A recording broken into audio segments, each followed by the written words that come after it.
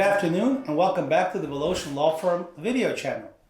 Today we are extremely excited to announce a new video series which we call Legal Power Partners. And for our initial episode, we would like to introduce to you our good friend and colleague Marina Divinsky, who will talk to us about the Special Immigrant Juvenile Program. Marina, welcome to the program. Thank you, Igor. So, I believe that the best way to start this is to talk to our viewers about what Special Immigrant Juvenile Program is and how does a person qualify to become a Special Immigrant Juvenile in the United States. So maybe you can tell us about the predicated court orders that are required to be a part of this program.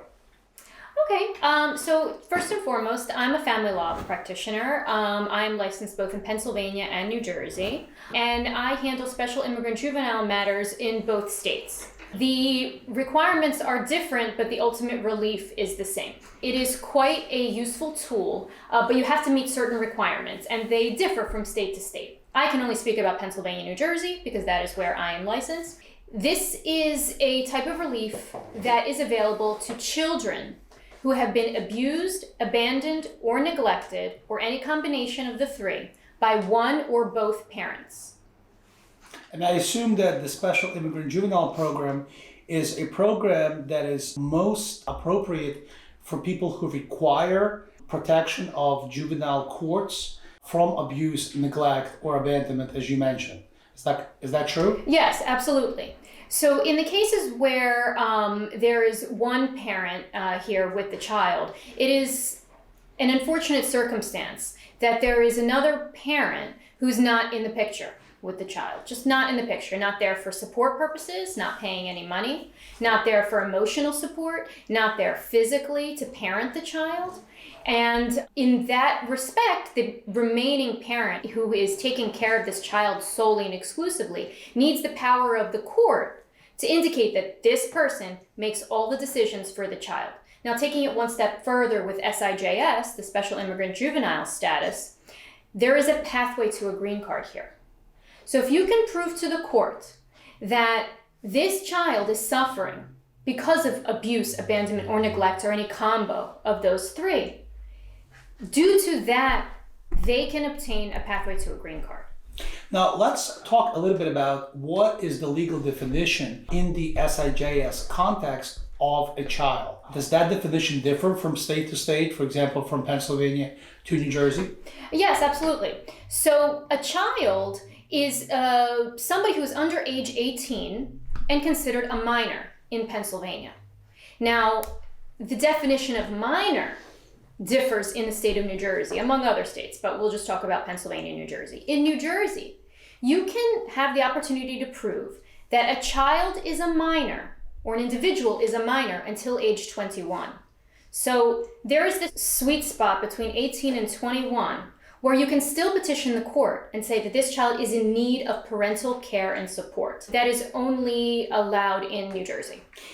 So let me step back. So it sounds like although somebody may be living just across the bridge in Pennsylvania, he is required to be adjudicated a juvenile, special immigrant juvenile, by a competent court up to the age of 18, while if he crosses the bridge and now files his petition because of a legal move to a state of New Jersey, he now has actually 3 more years to appropriately be found to be a special immigrant juvenile. Did I understand that correctly? Yes, you did. I'd just like to add one more layer. So this type of a case is underlying a custody case. So this parent is seeking custody of the minor child. And it also, we can get into this a little bit later, it doesn't have to be a parent. It can be a third party, which is also very key in some of these situations. Sometimes it's an aunt, an uncle, an older sibling who's taking care of these kids, these minors. So yes, while it differs in Pennsylvania and New Jersey, it's an underlying custody matter. You have to still meet certain factors. What is in the best interest of the child? And additionally, you're seeking not only sole physical, sole legal custody of this child, and you want to be the main caretaker of this child and making decisions for the child, you also want to be able to apply for this added relief under the Special Immigrant Juvenile section.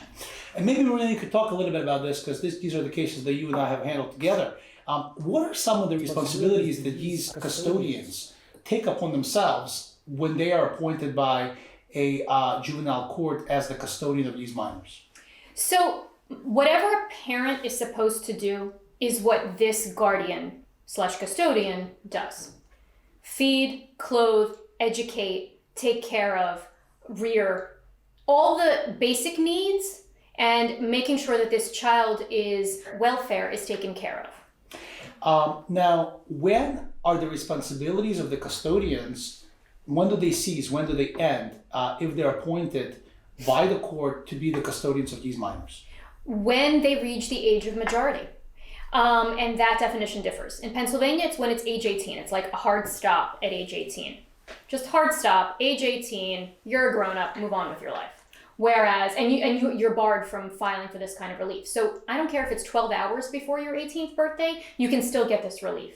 And also, we have situations where there are emergencies. So I can certainly help when there's an emergency. In certain jurisdictions, they honor emergency jurisdiction. So even if you don't fit all the requirements time-wise and whatever, if there's a true emergencies, judges are people, everyone understands. If there's a true emergency, we can make it happen. Now, to answer your question with respect to New Jersey, at the age of 21, you no longer qualify at the age of 21. I've done cases where minors were age 20 age 20 and 10 months, and we've been able to get them relief. Now, if a minor is no longer in school, does he still qualify to be adjudicated as a juvenile by a court in either New Jersey or state of Pennsylvania? That's a good question. Yes and no. My lawyer answer is it depends. But yes and no. If you think about it logically, so as lawyers, we have to make our case. We have to convince the judge, who is either maybe for these kinds of cases or maybe not understanding of these cases. We have to make our case strong enough to say this child is in need of care.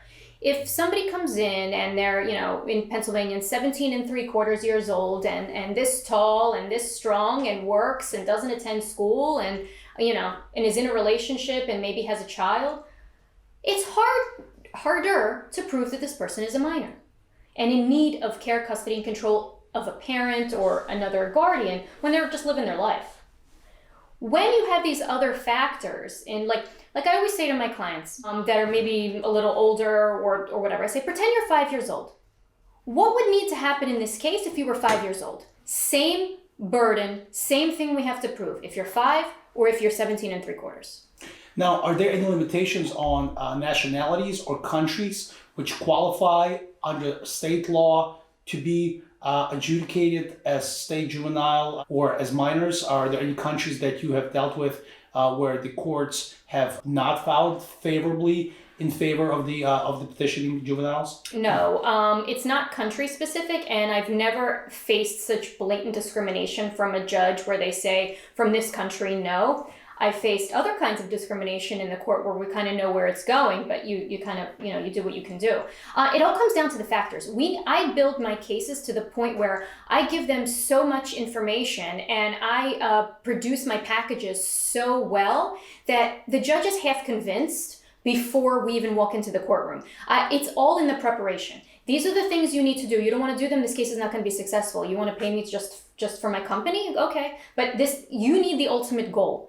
Now, the family court, the highest family court judge produces this order, this predicate order. It has certain specific findings that immigration needs in order to award the green card.